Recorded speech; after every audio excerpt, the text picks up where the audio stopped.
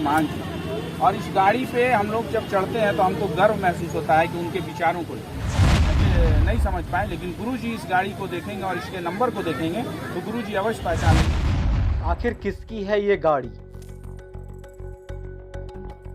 भाषाई आंदोलनकारी इस्तेमाल कर रहे हैं ये गाड़ी।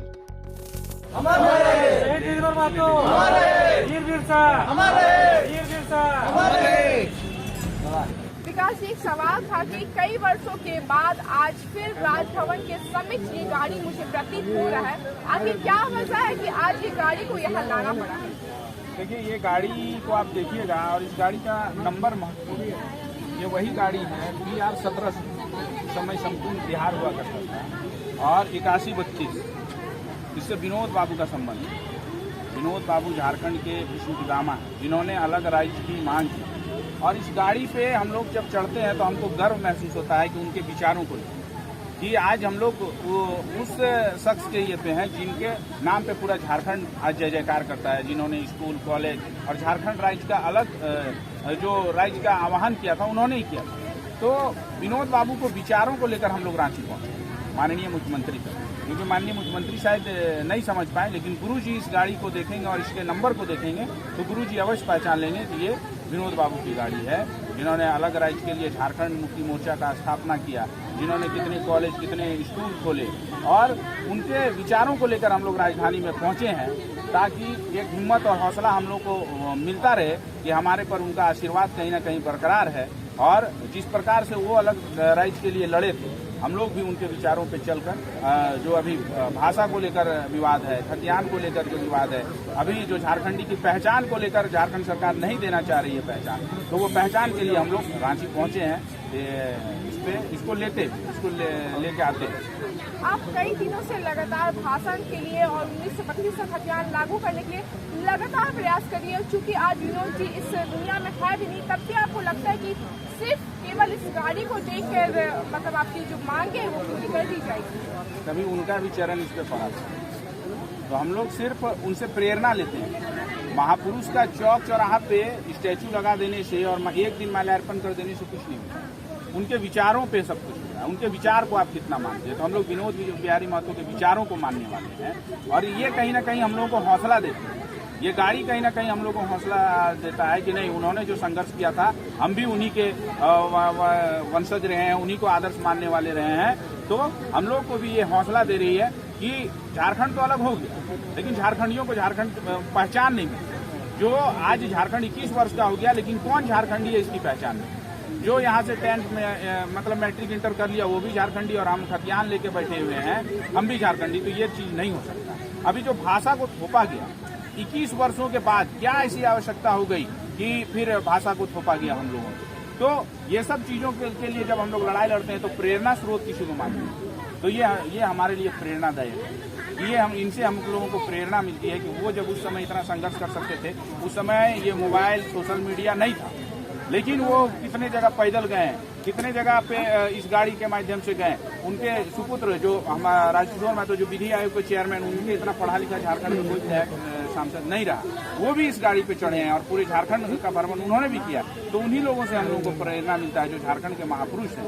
आज हम लोग वीर बिरसा की बात करते हैं, सिद्धू कान्हू की बात करते हैं, तो क्यों करते हैं? क्योंकि उन लोगों से हम लोगों को प्रेरणा मिलती है। शहीद निर्मल महतो, शहीद शक्तिनाथ महतो, फूलो झानो, सिद्धू कान्हू, ये सब की बात क्यों होती है? क्योंकि उन लोगों से हम लोग को प्रेरणा मिलती है और ये एक निशानी है, उनके संघर्षों की निशानी है, उनकी पहचान है। तो उनको हम लोग सजो के रखते हैं और समय समय पे जब जरूरत आता है तब इस पर हम लोग चढ़ते हैं, बैठते हैं। और जब बैठते हैं तो दिल को एक सुकून भी लगता है कि आज वो महापुरुष तो नहीं है, लेकिन कुछ उनकी चीज़ें हैं जो हम लोगों को कहीं ना कहीं दिल से छूती हैं और हम लोगों को कहीं ना कहीं संघर्ष करने के लिए हम लोगों को ताकत मिलती है। एक बात बताइएगा, धनबाद और बोकारो में मगही और भोजपुरी को हटा दिया गया है, फिर भी आप आंदोलन रद्द कर दिया?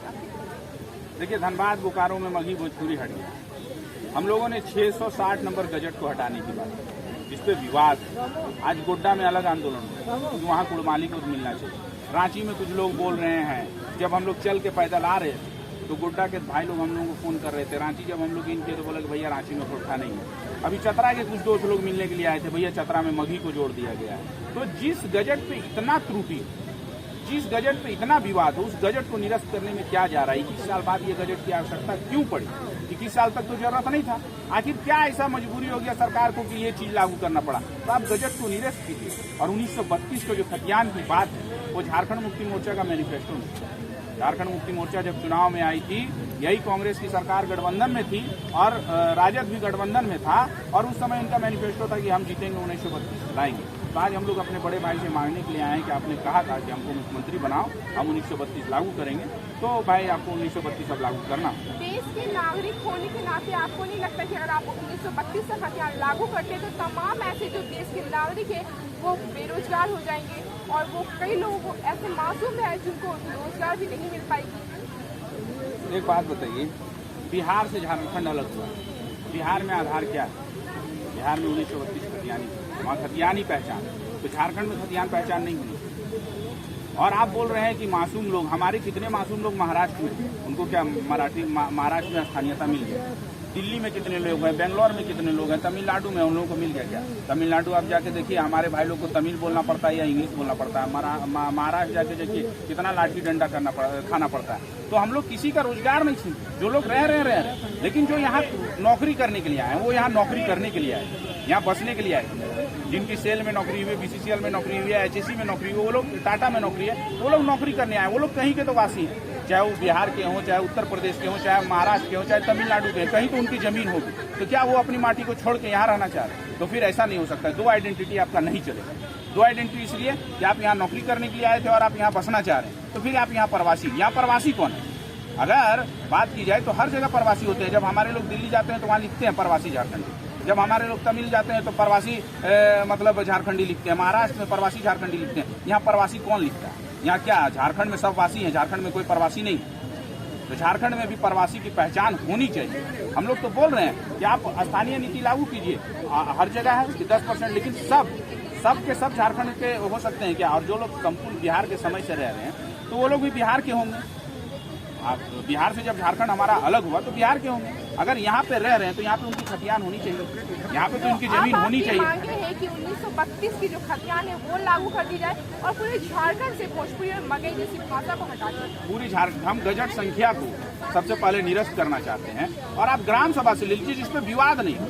अगर पलामू परमंडल चाह रहा है तो हम तो गांधी जी को भी मानते हैं। गांधी जी ने कहा था लोकसभा ना विधानसभा, सबसे बड़ा ग्राम सभा। आप ग्राम सभा से करवा लीजिए ना। आप एक दिन विशेष ग्राम सभा बुलाइए कि कहाँ कौन सा भाषा बोला जाता है। ग्राम सभा को तो ग्राम सभा ही ना तय करती है कि किसी का आधार कार्ड में संशोधन करना है, किसी का जातीय आवासीय बनाना है, तो वंशावली में हस्ताक्षर करना है, तो कौन करता है? ग्राम सभा। ग्राम सभा के जो अध्यक्ष होते हैं, मुखिया है, मानकी मुंडा प्रधान है, वो लोग हस्ताक्षर करते हैं। 2 मिनट में सबको पता चल जाएगा कि कौन मकान मालिक है, कौन किराएदार है, कहाँ मगही भोजपुरी बोला जाता है, कहाँ फोटा कुलवाड़ी बोला जाता है, कहाँ संथाली बोला जाता है। 2 मिनट का चीज है, सब कुछ हो जाएगा। लेकिन ऐसे बिना किसी के जानकारी के, बिना किसी सर्वे के अगर आप थोपिएगा तो आंदोलन होगा। जनता क्या चाह रही है, जनता क्या मांग रही है, उसके अनुसार आपको सरकार चलाना होगा। आप जो थोपिएगा वो नहीं चलेगा, क्योंकि बंद कमरों से नियम और नियोजन बनाइएगा तो वो नहीं चलेगा। झारखंड को क्या चाहिए, वो नियम और नियोजन आपको देना। आपके ठीक पीछे 2 लोग और हैं जो कि धरना पर बैठे हैं। 2 पर्सन अलग अलग धरना दे रहे हैं, तो वो लोगों की बात भी नहीं रखी जा रही, नहीं सुनी जा रही। तो आपको लगता है कि भाषा का बात सुना जाएगा? देखिए, भाषा का बात तो सुनना ही, क्योंकि जब मानव श्रृंखला में हमारी माँ, बहन, चाची, दादा, दादी जब निकले थे रोड पे, तो सरकार का कहीं ना कहीं सियासत डगमगाया था। और जो लोग बैठे हुए हैं, मैं यही तो बात है कि झारखंड में ऐसी क्या स्थिति है कि सारा चीज जाके न्यायालय फैसला करता है। अभी 2 दिन पहले देखा आपने कि जेपीएससी का रिजल्ट रद्द हो गया, तो कोर्ट क्यों जाना पड़ा? फिर सरकार किस लिए? फिर जेपीएससी के चेयरमैन किस लिए? क्या उनको स्वतः त्यागपत्र नहीं देना चाहिए? क्या उन पर कार्रवाई नहीं होनी चाहिए कि आपने गलत ये किया? जब कोई व्यक्ति किसी तरह का कोई गलत करता है तो उस पर कार्रवाई होती है क्या? जेपीएससी के चेयरमैन पे कार्रवाई नहीं होनी चाहिए क्या? होनी चाहिए, लेकिन कोई कहाँ मांग कर रहा है। सदन चल रहा है, सदन में किसी विधायक ने कहा जेपीएससी के चेयरमैन को हटाइए। तो ये सब बातें होनी चाहिए। सदन किसके लिए है? जनता के लिए है। जनता का आपको काम करना है, लेकिन आप नहीं कर रहे हैं। आज जो लोग भी हमारे पीछे, वो अपनी मांगों को लेकर क्यों बैठे हैं? क्योंकि आप पे आशा है, विश्वास है। आपने कहीं ना कहीं भावनात्मक तरीके से इनका वोट लिया है। आपने कहा है कि झारखंडियों को हम मान सम्मान देंगे, सबको नौकरी देंगे। 5 लाख युवा को नौकरी मिला? नहीं मिला। आज आपने कहा था कि हम जो प्रधानमंत्री आवास देंगे उसमें शौचालय रहेगा, 1 रूम माँ बेटा का रहेगा, 1 रूम अलग रहेगा। मिला क्या? नहीं मिला। 2 साल बीत गए। तो ऐसे नहीं चलेगा। इसीलिए हम लोग आए हैं और जो हमारी बात है माननीय मुख्यमंत्री को मानना होगा। अन्यथा जब आप गांव में जाते हैं तो हम लोग लोटा में पानी देके आपका स्वागत करते हैं, पीढ़ा पे बैठाते हैं। और जब हम लोग आए हैं, आपके छोटे भाई जब हम लोग राजभवन पहुंचे हैं या आपसे मिलने के लिए पहुंचे हैं, क्या हम लोग को वोट देके माननीय मुख्यमंत्री का घर देखने का हम लोग का इच्छा नहीं किया कि मेरा बड़ा भाई मुख्यमंत्री जो बना है वो किस आवास में रहता है, जो हमारे क्षेत्र के माननीय विधायक हैं उनको विधानसभा में कैसा आवास मिला है, तो ये देखने का हम लोग को हक अधिकार नहीं है क्या सिर्फ हम लोग वोट देंगे? तो वो चीज़ नहीं है। आज हम लोग रांची आए, हम लोग का स्वागत होना चाहिए, लेकिन आप देख रहे हैं कि हम लोग को यहाँ जानवरों की तरह ला के रख दिया गया। उस दिन बारिश हो रही थी, ना टेंट का व्यवस्था था, ना खाने का कोई व्यवस्था था। एक आज स्वच्छ भारत मिशन चलता है, लेकिन एक आप देख लीजिएगा, एक मतलब स्वच्छ शौचालय भी यहाँ नहीं है। राज्य की राजधानी है, ये दुर्भाग्य है। यहाँ एक स्वच्छ शौचालय भी नहीं है, एक टैंकर की भी व्यवस्था नहीं है। और हम लोग को रोका गया, पदाधिकारी बोल रहे हैं कि आप लोग को मिलवाएंगे। आज 48 घंटा होने को है, लेकिन हम लोग आज तक किसी तरह का कोई हम लोगों से बात नहीं किया गया है कि मिलेंगे नहीं मिलेंगे। हम लोग कौन है? माननीय मुख्यमंत्री से पूछना चाहते हैं। जब हम लोग जा रहे थे तो उनके पदाधिकारी बोल रहे हैं कि बाहरियों की ये जगह नहीं है, तो हम लोग बाहरी है। राज्य की राजधानी में अगर गाँव का कोई लड़का आ रहा है तो हम बाहरी हो गए। क्या राज्य की राजधानी को हमको देखने का शौक नहीं है? क्या हमको मुख्यमंत्री का आवास को देखने का शौक नहीं है? क्या हम विधायक के आवास को नहीं देख सकते हैं? जिसके लिए ये सदन चल रहा है, क्या हम लोग सदन में जाके नहीं देख सकते हैं कि हमारे विधायक, हमारे सांसद किस प्रकार से मांगों को रख सकते हैं? तो किसके लिए है ये व्यवस्था? ये क्या कुछ चंद लोगों तक ही सिमट के रहेगा? हम लोग सिर्फ मत वोट देने का ही अधिकार रखते हैं और बाकी किसी चीजों का अधिकार नहीं रखते हैं। जब हम लोग अपना मांग रहे हैं तो हम लोग आज बाहरी हो जाते हैं, हम लोग आज आंदोलनकारी हो जाते हैं, हम लोग आज कानून व्यवस्था, विधि व्यवस्था को खराब करने वाले हो जाते हैं। तो ऐसा नहीं चलेगा। हम लोगों ने आप लोगों को चुना है इसलिए ताकि आप हम लोगों का काम कीजिए, आप नियम बनाइए, झारखंड का नवनिर्माण कीजिए। लेकिन आप लोगों ने ऐसा कर दिया है कि झारखंड आज रसातल में जा रहा है। 40% खनिज संपदा झारखंड में है पूरा देश का, लेकिन झारखंड के युवा पलायन क्यों कर रहे हैं? और दूसरे जगह के लोग यहाँ क्यों आ रहे हैं? झारखंड के युवा को क्यों कोई टावर लाइन में जा रहा है, कोई बॉम्बे जा रहा है, कोई दिल्ली जा रहा है, कोई सऊदीया जा रहा है। हमारे पास फोन आ रहे हैं। कल सऊदीया से हमारे पास हुबान से फोन आया कि दादा घर परिवार से बड़ी दूर हियो, यहाँ आए गलियो तो नहीं आंदोलन कर हमारी तोहर साथ हियो।